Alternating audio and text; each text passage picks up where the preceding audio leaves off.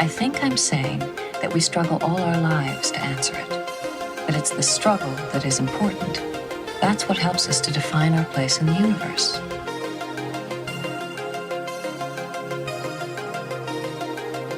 This is Beverly, Dr. Beverly, Dr. Beverly Crusher.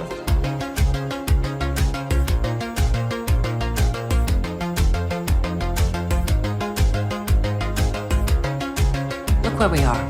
Here, all of us in this moment. So let's do what we spent our entire lives learning to be great at.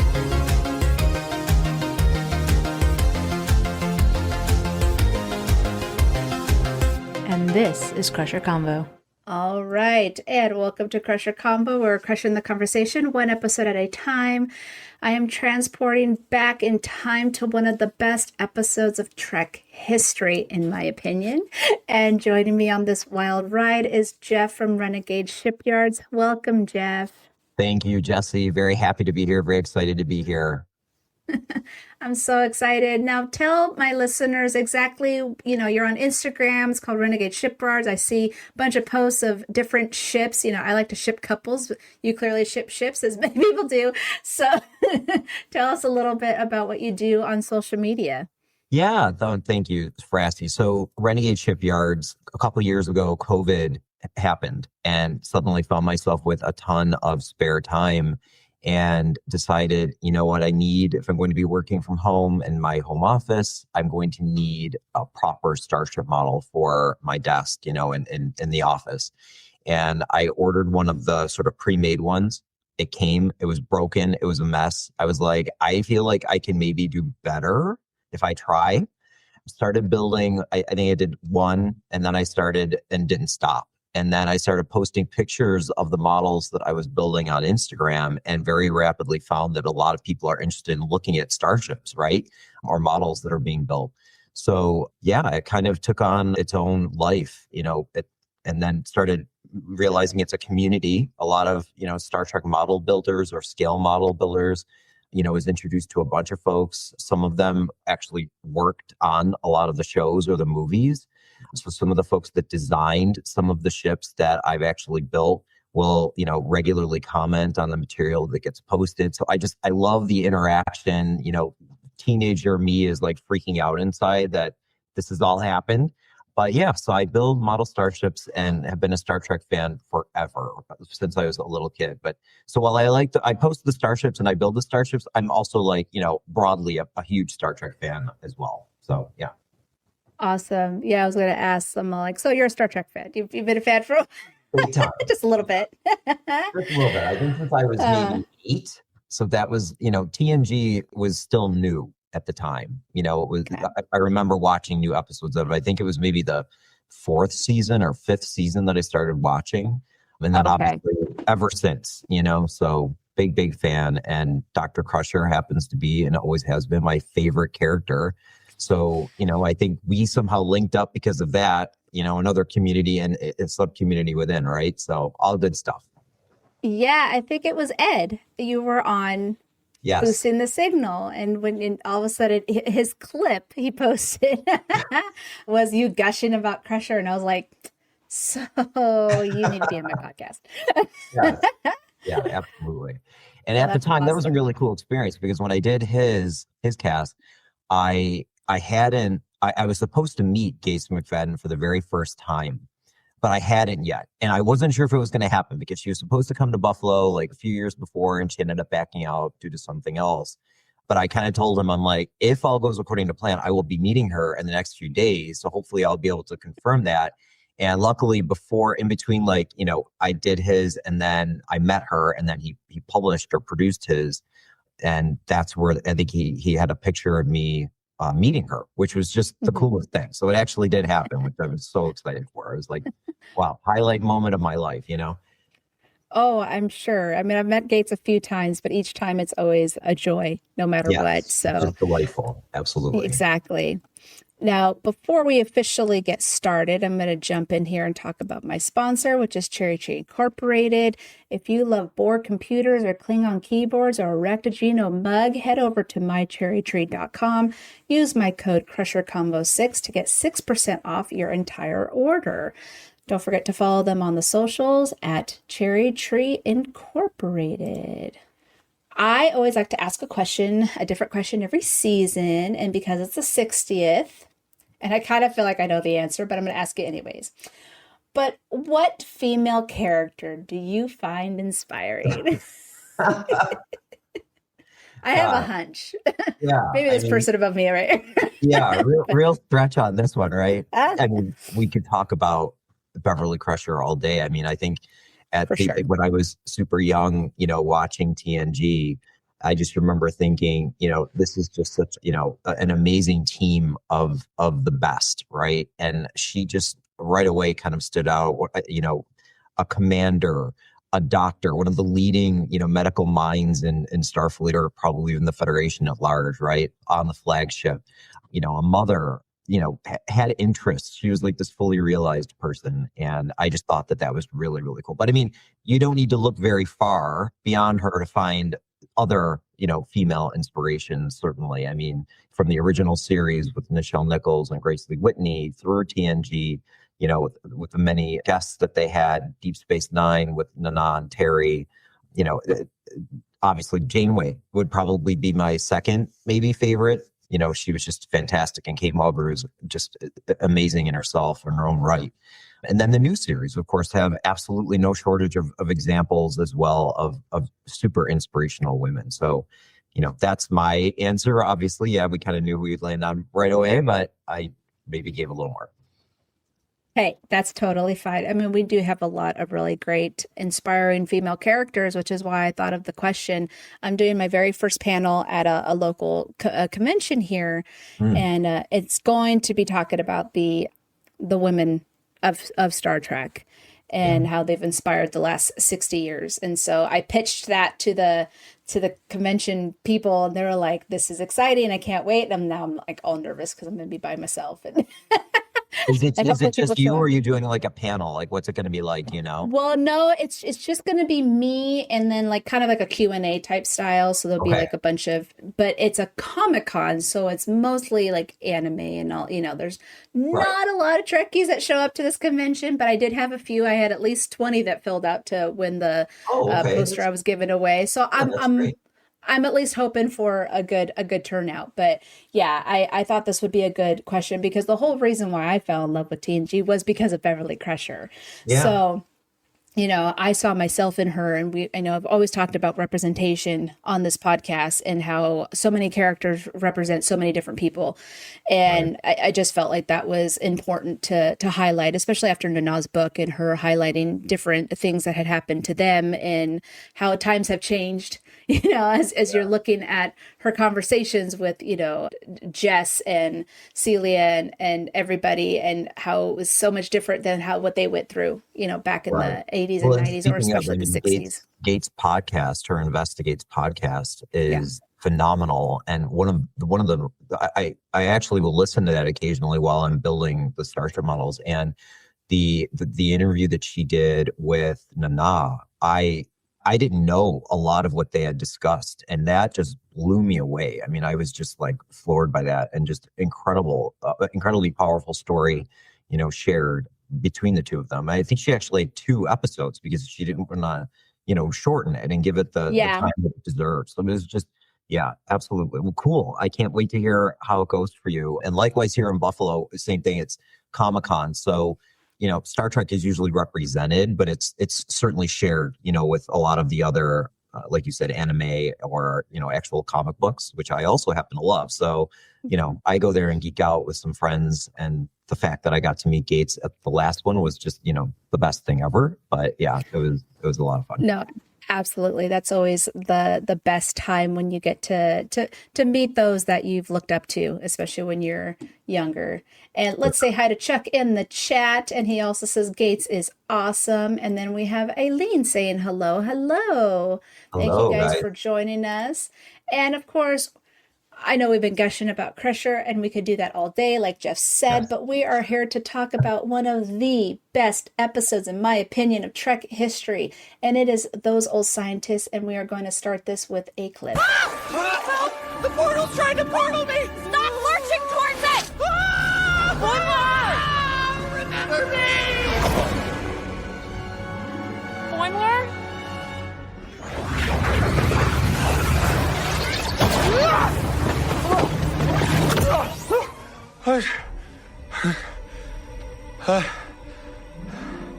You guys look very realistic.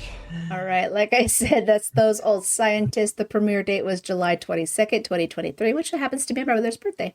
Written by Catherine Lynn and Bill Wolkoff, directed by Jonathan Frakes, and in the in-universe date for Strange New Worlds, it was 2291.6 in the year 2259. Or Lower Decks was 58460.1 in 2381. Fun fact, so this last episode that I did was a Lower Decks episode. It was Oidush, if I'm hopefully, I don't know how to speak Klingon, guys, so hopefully I'm saying it correctly. But Catherine Lynn actually wrote that episode too. So I'm doing apparently a Catherine Lynn back-to-back. So this just shows that she's very good at her job. Chuck says, remember me? Yes, I'm about to get to that. Chuck, don't worry. Which, one of the things that I highlighted when it came to this episode, obviously, we had heard about this, right? Yeah. I don't know about you. We had heard that there was going to be a crossover between Lower Decks and Strange New World, and no one thought that would be possible. Everyone thought that's going to be silly. What does that mean? They were even putting down about the musical that was going to happen, so people were worried.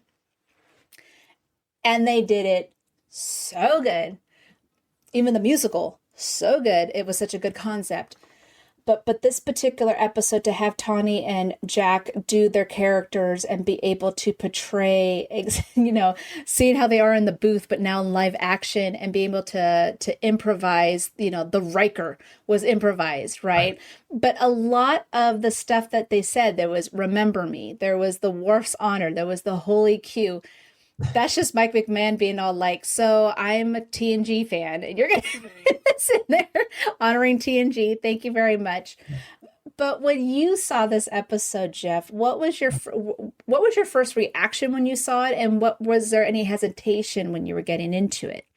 Absolutely. I mean, like you, I had heard this sort of teased, before it aired, and I remember thinking like, how are they going to do this? They're two different eras. It's obviously two very different mediums and how they're kind of done.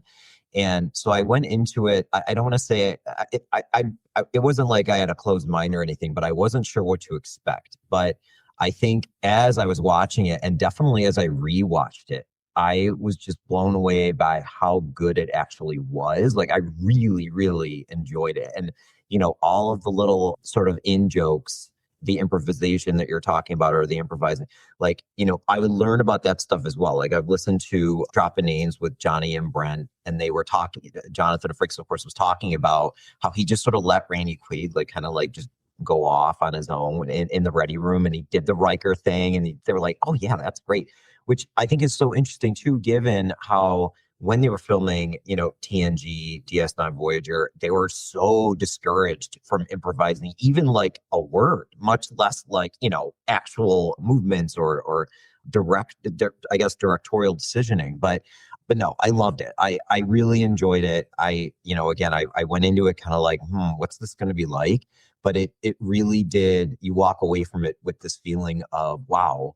And one thing I got to throw in there that I loved, they react, or the way that Boimler sort of reacts around all of them. I wasn't really sure how that was going to work either, because at this point we still don't know how indeed historic Pike and his crew really, really are. I mean, we know a little bit, there's shuttles named after Pike or Pike City, that type of thing.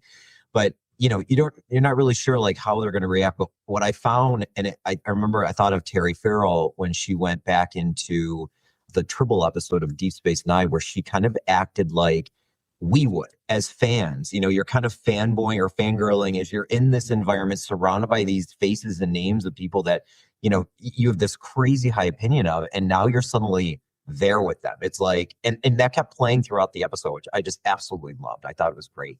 Really fun.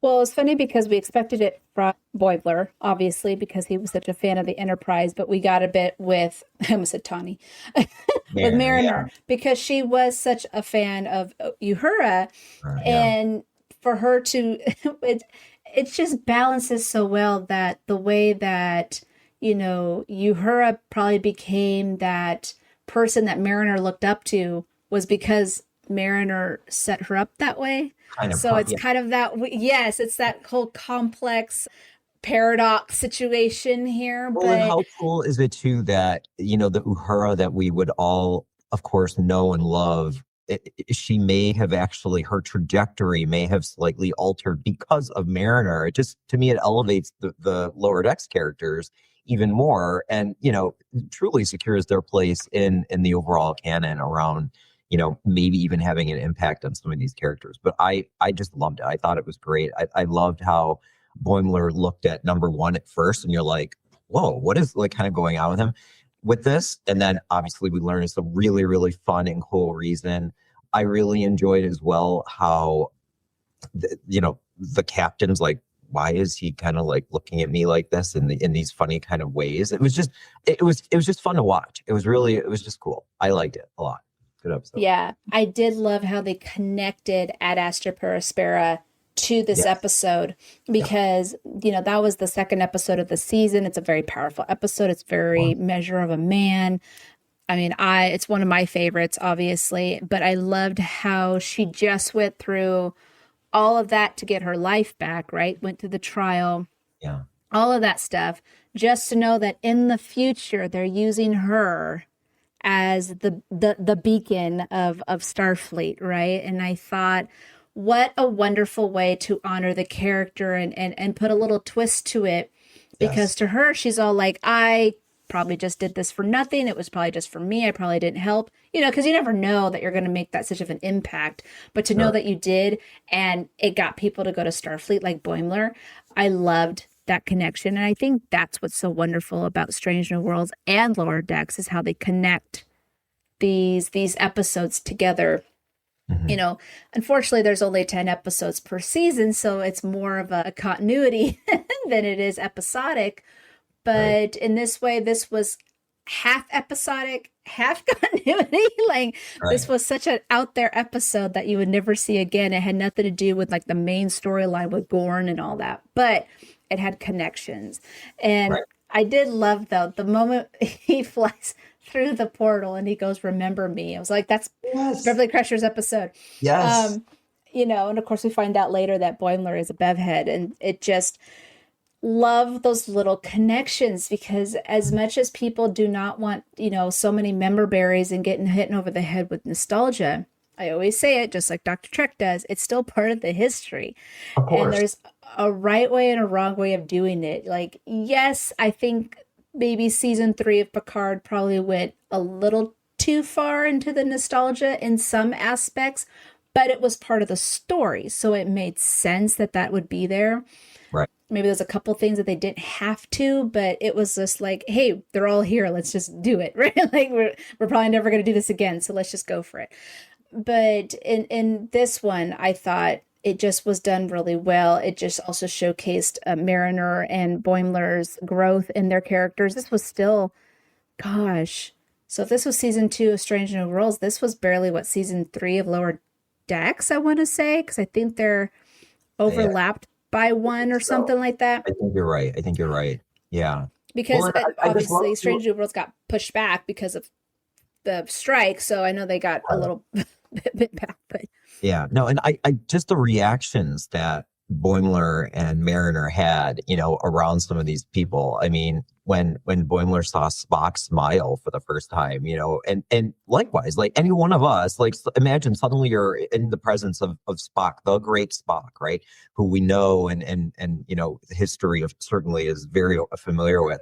And, you see this person and then they do something completely out of character, out of expectation. And in fact, with him, like, wait, what is this? What's going on? Like that made me definitely laugh, out loud for sure. And then of course, Mariner, her reaction to him a bit different as well around, what was she calling him? Hot Spock or something? Hot Spock. Yeah. Yeah, that's great. I was like, again, maybe not what you would normally have expected from maybe within the original series, but I mean, it's undeniable that the cast, obviously, and Strange New Worlds is a great looking group. So why not have fun with that? Like I thought it was great, really funny. Now, with this paradox, as I was mentioning, how Mariner probably played a part in having, helping Uhura become Uhura that we all know and love, even in the aspect of how we saw Erica just being hilarious and being like, of course yes, I am awesome. And what's your point?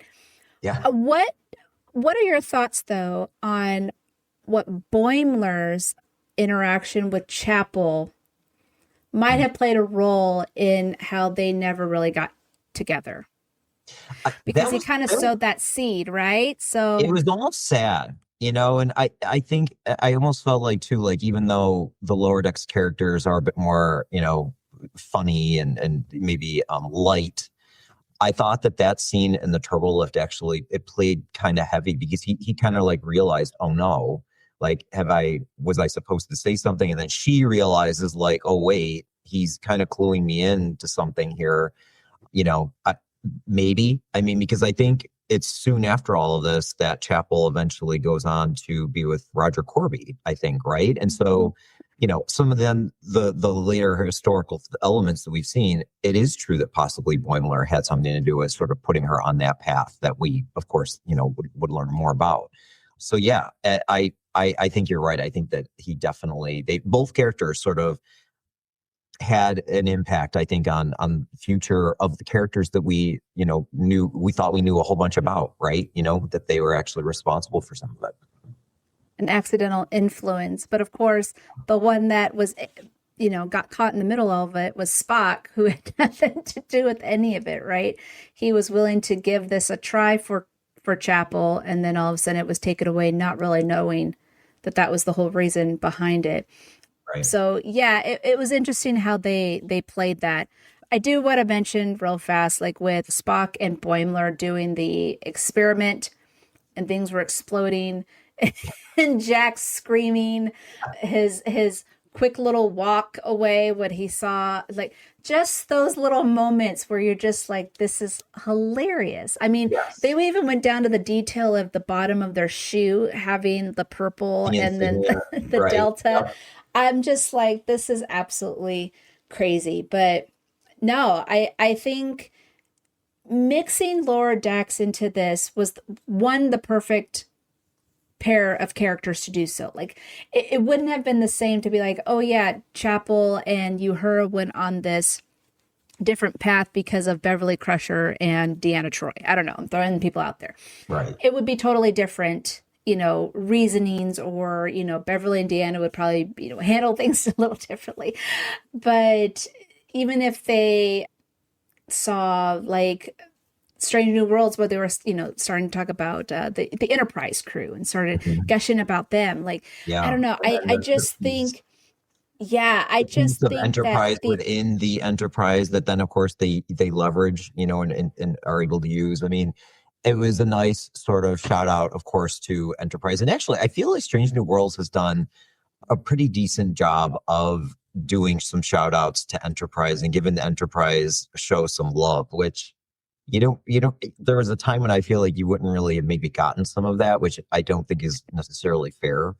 But yeah, I love that they did that. I thought that was really cool. And I think it's in the ready room as well, where the NX is like on the wall. It's like one of the images, I think, that's in Pike's ready room, I think, which is also I nice think so. Out. Yeah. Nice yeah. And I think that was the whole point, because then, we're talking about Uhura and Chapel, but then also for Pike, who, at first they didn't want to say anything, but he's like, no, I know I'm going to, get burned and die or whatever it's going to happen. They're like, oh, okay. But they made him realize to live for the moment and not live in the past. And so, again, I just think that they were just the right characters to use in any other character that we could have had from Star Trek. As much as I would love to see Beverly Crusher in this episode, I think it was handled really, really well. Oh, yeah, I do too. Yeah. Was there anything else that stood out to you, though, that you wish that they had done, or maybe you thought that they shouldn't have, or anything that stood out to you at all? Well, I loved how they had sort of like back to the poster, right, with number one. And, when the Lower Decks folks are back on the Cerritos, and, Ransom, who is, of course, the number one on Lower Decks, talks about how she's like the hottest, number one or first officer ever. And it's like, well, that's his real life wife. I thought that was just really fun. Like it was like an extra little maybe member berry, but it wasn't too much for me. Like I still laughed at that and enjoyed it. But no, I don't. I think that I thought it was a great balance. I mean, I'm not sure. This is an episode that I feel like was really well received fairly universally. I don't know that I read much about this one that was, that had much negativity about it. So, unlike the Academy of recently. Right. I mean, and then I liked the whole Orion tie-in with like the Orions being, a scientist, and it was sort of, or a science officer aboard and science ship and everything. And, even having the kind of connectivity to Tendi and throwing out her title, I just thought it was great. I mean, it was just fun, and it made the episode, I think, stronger for all those tie-ins. So no, I don't think that there's anything that I feel like they missed. I think that they did a really good job. And in fact, again, like I said, upon like second and third viewing of it, I kept hearing more even. It was like, oh my, I don't think I noticed that the first time I saw this, because they do throw in so much that, upon a rewatch, it helps for a lot of it to sort of jump out. No, yeah, for sure. I know. I feel like I was catching a lot more too, or I had just forgotten about it. Like, it's been a while since I've seen this episode. And when I went back, I was like, oh yeah, I remember that they did that. I think the only one that didn't get a lot, like you mentioned, Tendi, and of course was Boimler, and was Rutherford. Obviously, yeah. There wasn't really much for him. I did, and this could be part of one of my penny for your thoughts, but I did get a comment from someone where they had mentioned that they kind of wish that Rutherford and Tendi had also become live action, because they felt that the actors, the voice actors, would have done such a wonderful job. I agreed to an extent. I think it would have been nice, but it wasn't necessarily needed. I think there would have been too much chaos going on. It was already bad enough with just Boimler and then Mariner. I think having the other two, there would have been a lot of chaos, and it probably would have lost, I think, the message a little bit, that what they were trying to do. At the end of the day, I think for me, at the end of the day, it was, after all, a Strange New Worlds episode, right? So correct. And we did get to see all of them in animated form, which I thought was super fun and cool as well, with the drinks and everything. Yeah, would it have been cool to have seen Tendi and Rutherford and real air quotes form? Yeah, but I think because it was a Strange New Worlds episode, a little bit more of the pivot or focus was on their cast, and maybe I think it was the right choice personally. I mean, that's just my view on it. And then the animated titles as well, that was really cool. Oh yeah. Super, I mean, just random. And that like slug, the space slug was on, Enterprise. So it's like, that's, if it's the same one, that's a pretty long-lived space slug. So that was pretty fun. But no, I thought that was also a nice little touch that they added on it as well with the theme. Now, many shows have done crossover episodes, and there's typically two episodes. One they will air on one episode, the other one they'll air on the other. Do you think they could have connected this like a two-parter situation of where we could have then gone to Lower Decks and seen more their side versus just having it here? Or do you think this was just... I can see where they would have done that. And you're right. I mean, I think when I first actually read that there was going to be a crossover, I assumed it was going to be like in both, right? And they didn't say that, and maybe wrongfully on my part, but I think that they could have. But I don't know. I think that it just stands so well enough on its own. I don't know. I don't know that maybe they talked about doing that and then just decided, especially given the limited number of episodes, again, back in the day when, TNG and that era were cranking out, 24, 25 episodes a season, we're not getting that. So maybe if they were producing that number of them still, it would have been a thing. Who knows? I don't know that I've heard anybody comment, Lower Decks having had its own kind of episode around this. It would have been cool to have, I think, some sort of like a shout out to it. Maybe again, like, I don't know that after this episode, if on Lower Decks, do we see the poster anymore? Like, it's that type of thing. Like, I can't remember if we saw that again, it was so beautifully handled in this episode, but then do we see it again later? And I don't know that we do. I can't remember. I don't think so. I can't remember about the poster, but I know that they make little comments about I know Mariner, I believe in season 4, where she's like, oh, that Pike thing that we're not supposed to be talking about, make little comments like that to their episode. But I don't know about the poster. Now I feel like I need to Google something tonight. Right. But you know what?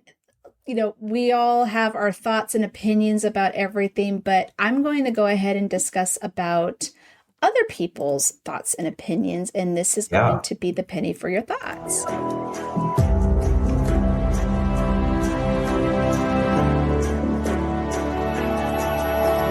Penny for your thoughts. So I didn't get any recordings, but I did get a lot of comments here on Blue Sky. So here from Abby from First Flight Podcast, she said, could possibly the most quotable episode ever. Also love Enterprise guests, like you mentioned, Jeff. I love the grapplers like La'an. It's also one I watch regularly with my girls and they love it too. Plus it's got heart and a message and everyone gets animated. And of course, Admiral Funnest Frontier says it's still my favorite Strange New Worlds episodes. Now, found Star Trek episodes, if you haven't followed them, please follow them. They're hilarious. Got 4 things. 1, why didn't the episode feature Dr. Crusher? This seems like a missed opportunity. I agree. 2, who else wanted to see an animated Dr. Crusher with wiggly arms? Absolutely. Number 3, what are the chances are that a Dr. Crusher Star Trek series would time travel to this episode like DS9 did for the TOS Stribbles? See, Star Trek episodes knows our language. And then 4, lastly, Dr. Crusher. Pretty clear what's missing. Exactly. Right. That's what it was. The remember me quote wasn't enough. Exactly. And Blue Shirt Guru says, that is one of my top 3 episodes of all Trek. I did wonder, did the Enterprise crew ever get the grain needed to help the world they were going to deliver to? Does Boimler wonder if future cadets will idolize him and Mariner as well?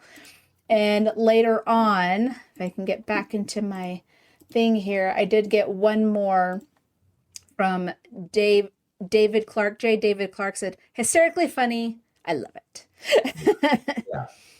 Now, in the comments, yes, Chuck has been talking. My apologies. I thought I had my comments open and I didn't.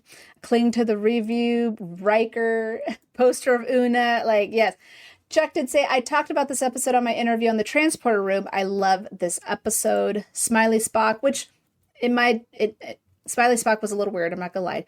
And then Aileen says, yes, it would have been really fun to have the other side. So talking about Lower Decks. So thank you guys. Sorry, I did not catch up on your guys' chat over here. But the next part that I'm going to do now is the tricorder rating. My tricorder. Now it's funny because at first when I was doing this rating, everyone was doing 100%. And I was all like, why did I even attempt to even do a rating? Because that's what's going to be. But no, guys. There is 1 vote for 4 time porters. Okay, so someone's like, it was almost there, but not quite. But I got a total of 7 votes. 88% was 5 Rikers. 30% was 4 time porters, and then 0% for 3 grapplers, 2 birthday wishes, or 1 pinup poster. Now that whole, okay, let's talk about the pinup poster for a second. So when Una was like, why is Boimler acting so weird about me? And then Mariner mentions the poster, and she's like a pinup poster? She's like, it's a poster that's pinned up. I don't know if we're talking about the same thing. I died. I was laughing so hard. I was like, oh my gosh, this is what's the brilliant of this writing, because it's just the mix of humor and confusion, but it's like legit confusion, Well, I mean, I kind of would react, I think, the same way if somebody said that to me, yeah.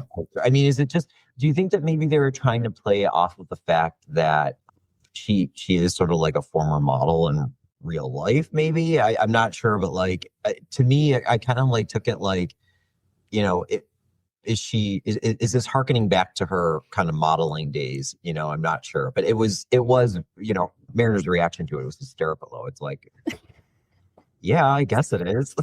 I'm not sure we're talking about the same thing. And I don't know too, at that point, did she tell her it was a recruitment poster yet? Later on. That's right. Yes, so with Boimler in the transporter room, that's when she found out that she was the face for Starfleet. Right. And she was like, oh, they put that on the poster. So that's where, because she was like, I think you might have misunderstood what I was trying. Yeah, and that's kind of where I thought it was kind of funny in that and having rewatched, of course, we knew what the poster actually was for, but maybe that was sort of her initial reaction, like, why would they have a poster of me hanging up somewhere? Like that's odd, but without the further context, maybe that's how she kind of reacted to it. But yeah, no. Well, she just came back from trial and she's like, did something happen? And all of a sudden I had to do weird things for money or something. I don't know. They don't have money at that time, but whatever, like there's some areas. So she was like, what's going to happen in my future? But no, it was hilariously done.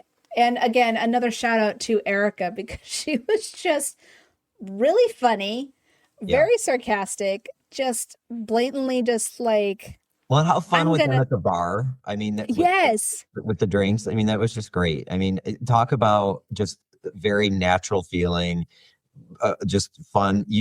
I'd hang out with them at the bar if I could. It just looks like fun, welcoming, and they're having a good time. I mean, that's good stuff. That's friends, right? Like that's what it's about. So right. It was really fun. Really cool. Mariner teaching Uhura how to have fun a little bit, and to hark back to what you said about the Strange New Worlds being animated, and Erica's all like, my eyes feel huge, or my eyes huge, and they're like pouncing out. But then like Mbega was all like, what are these things? Like everyone's losing their mind. And again, it was just hilariously done, and I loved it. I didn't think I was going to love it as much as I did, but I absolutely did. 100%. I remember the first time I saw it and it ended, and I was like, that was really, really well done. Like and not to say that I had, a lack of confidence in it. I think none of us really quite knew what to expect, but what I don't think I was expecting was to be as wowed as I was by it, if that makes sense. I just thought it was, better than I was expecting. I mean, I've had similar reactions to some of the other shows. A Beverly shout out was her inclusion in Prodigy, which I was just like thrilled for. It was like, and it made sense. I lost my mind. Of course, me too. I was like, oh my God, yes, all right. Just seeing Wesley. When I saw Wesley, before even Beverly, when I saw Wesley and I saw him come out, I started screaming because I felt so happy for Will Wheaton. Yeah. Because I just felt like that was his redemption after all the crap he went through on TNG, that I was like, finally he gets to be the character that he wants to be, and he got to do it in the way that he wanted. It was very Doctor Who. It was very all over the place, and then there was that still sadness between him and his mom. I was like, thank you, Prodigy. Oh my gosh, no, I was losing my mind. Same. Totally the same. I had the same reaction. I was like blown away. I was like, oh, that's so good. So yeah, I mean, I know that there has been a lot of sort of, I don't want to call it is kind of negative press about some of the new series, but these are examples where I'm grateful that we've had some of the productions that we've had, and Those Old Scientists is definitely one of them. I mean, that's just like, they call certain episodes like love letters or Valentines or whatever. I felt like this one really did a great job of respecting and showing a little bit of love for the existing history of Star Trek that we have. So all good. Absolutely. Chuck does say, if there is a will, there is a way. Absolutely. And for sure. No disagreement here. No, absolutely not. May more Crusher. That's what I want. I'm just like, sorry guys. But I'm going to go ahead now and jump into my sick bay spinner, which is going to be the next episode.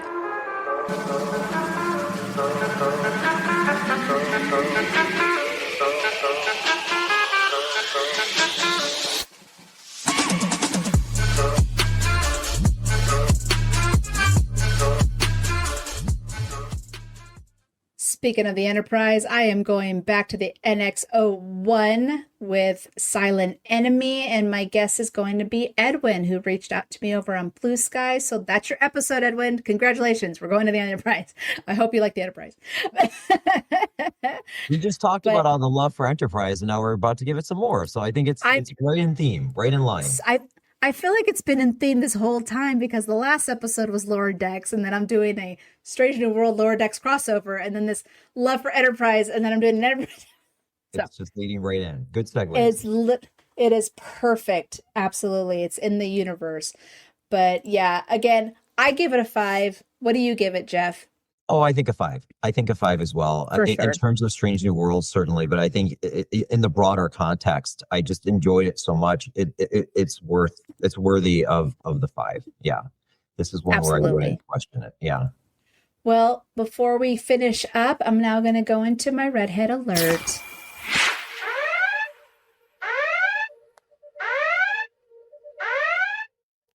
All right, this Friday is a special episode as I sat down with Kitty Swing to talk about this year's Purple Stride and her team Trek Against Pancreatic Cancer.